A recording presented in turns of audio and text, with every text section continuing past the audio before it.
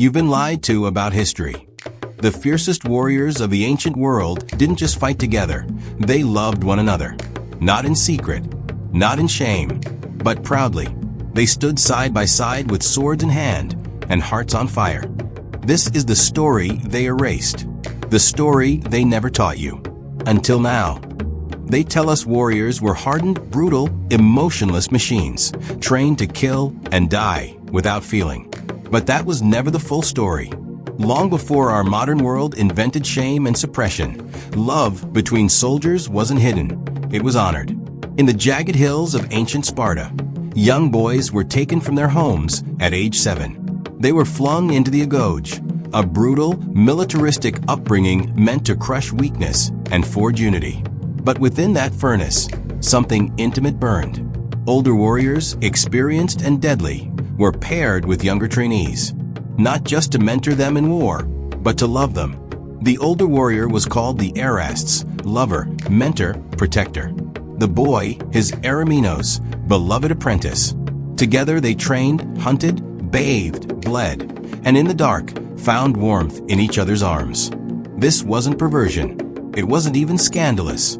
It was expected. Soldiers who loved one another fought with the ferocity of gods. Plato once said that an army of lovers could conquer the world. In Sparta, they took that idea seriously.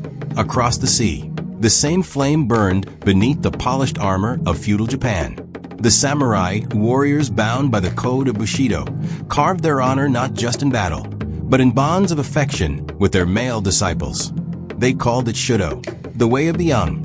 Senior samurai took adolescent boys under their wing, training them in swordplay, poetry, philosophy, and courtly manners. But their lessons extended deeper. They slept beside each other in camps, wrote tender poems by lantern light, and swore oaths of loyalty sealed by kisses and blood. A samurai without a male lover was considered unrefined, undisciplined. Shudō wasn't lust, it was mentorship elevated to intimacy. Their love was temporary, yes, but spiritual, beautiful, and honored. Some even inscribed their names together on sword hilts. In Persia, under the banners of Darius and Xerxes, the legendary immortals guarded the empire's secrets with golden spears and hearts intertwined. Thousands of elite soldiers marched in perfect formation, their movements almost inhuman. But their strength wasn't just in training, it was in devotion. Some historians argue that Persian military units were built around bonded pairs, soldiers who would rather die than see their beloved fall. In one account, a soldier refused to leave the battlefield as his comrade bled out, even as arrows rained around them. To leave him, he said, would be worse than death. To stay is to live. And then there was Thebes, the sacred band, perhaps the most explicit and fearless example of love turned weapon. 150 pairs of male lovers made up an elite fighting force. That's 300 men trained to kill, die, and defend each other with divine ferocity. They were undefeated for decades. Their bond wasn't weakness, it was their greatest strength. No man wished to be seen as cowardly in front of his lover. When they were finally defeated by the father of Alexander the Great, the victors found their bodies still embracing. Plutarch wrote, "They lay not as cowards who fled, but as lovers who would rather die together than live apart." This was no anomaly. This was history's secret pattern, repeating across borders, religions, and empires. In Islamic military brotherhoods, particularly among the Mamluks and Ottoman Janissaries, fierce loyalty and intense affection between warriors were recorded, if not spoken of publicly. While religion formally forbade same-sex acts, poetry and private letters tell another story. Some Sufi mystics and warriors wrote love poems to their comrades disguised as spiritual longing. Others weren't so subtle. One gravestone uncovered in Cairo bore the inscription, "To my moon, my sword, my home, I follow you into death." Two generals were buried side by side.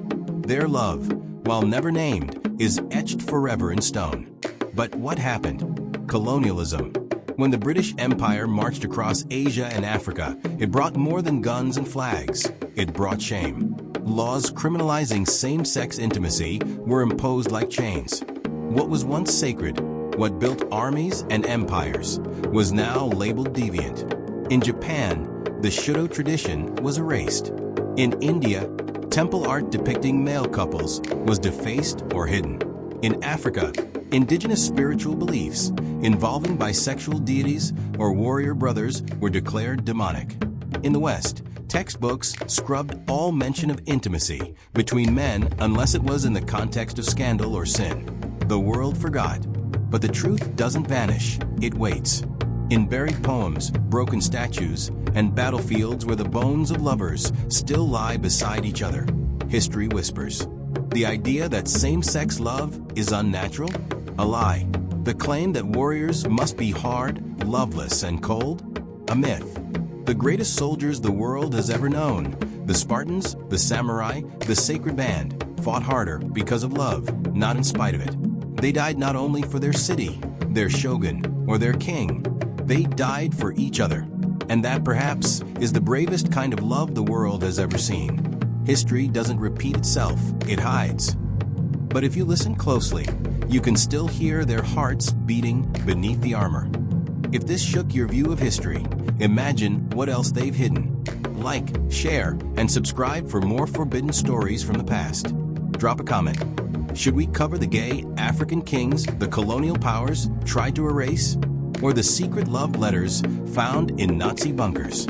This is history, raw, real, and finally revealed.